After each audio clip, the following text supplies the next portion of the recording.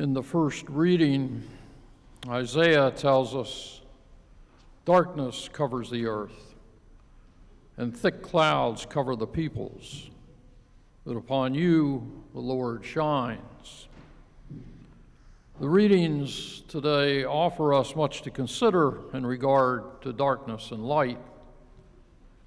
My grandmother had opinions about such things. She belonged to a fundamentalist church, and she had a fundamentalist approach to things in her world. I recall that when she became unhappy with human misbehavior, mischief, or cruelty, she could often be heard to remark, "There's lots of things that go around in the dark besides Santa Claus."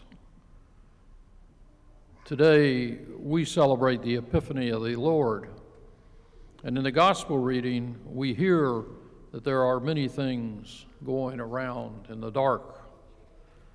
We also see that there is a light in all that darkness. The light comes through the action of God. It comes through the birth of a child. It comes through the discovery of its source and the announcement to the world of its arrival. It is an epiphany for all who are open to it. Epiphany comes from a Greek word that suggests an apparition or something that is appearing. Epiphanies often bring one out of darkness and shine a light on the truth of something. But light is not always welcomed in the darkness. We hear in the gospel today that word has gotten out that something has changed. Something has moved the darkness, and that movement has caused reactions. There is Herod. Herod had heard that there is a light foretelling the arrival of a new king. Herod is troubled. He has spent his reign as a ruthless politician in league with the Romans. His life of darkness and mistrust have led him to execute one wife and 3 of his sons. Herod looks out of his apartments and searches the horizon for an army that will come to destroy him. Herod fears the light. Then there is Jerusalem. Jerusalem is anxious and unsure. The people await a new king or an event that will either liberate them or bring them deeper suffering and oppression. Jerusalem nervously anticipates the light. And there are the Magi. The Magi are from Persia. They're described as kings or astronomers or wise men. They are not Jews, but based on their understanding of the signs in the heavens, they seek a new king of the Jews. The Magi seek the light. And the light, the Epiphany, is found in an otherwise ordinary human occurrence. It is the occurrence of the birth of Jesus. Through Jesus, the light comes into the darkness, offering the world a gift of connection, love, and salvation. When the Magi encounter the child Jesus, they become the first to worship him. And the act of the Magi, a group of Gentiles, is a signal that God's light is available to all, Jew and non-Jew alike.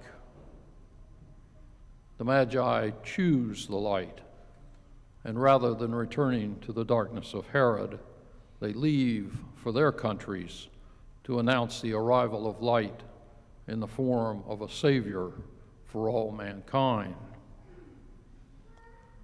We see different levels of darkness and light in these people, and we're reminded that our lives are not simple issues of black and white, but rather ones of light and dark.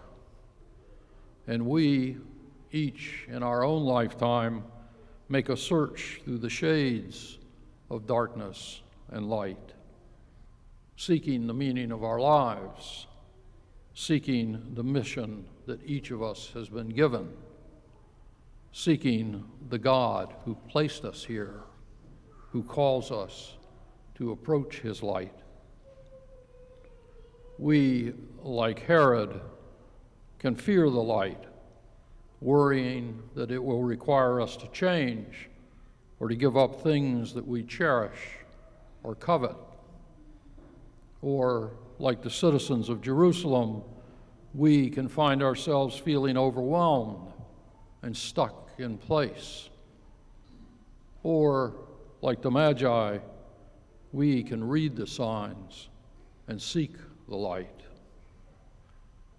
Today, we mark the beginning of the awareness in the world that a Savior has been born. And as we consider all of the light times and the dark times in our own lives, there is one constant. That constant is the coming of the light of the child Jesus into the life of we humans. We can be assured that throughout our lives, that light is available to light all the dark places in our lives and in our souls. Lots of things go around in the dark, but today the darkness has been pierced. And as we hold ourselves open to the epiphanies that Jesus offers, we increase our light and the light of Jesus as we press darkness out of this world.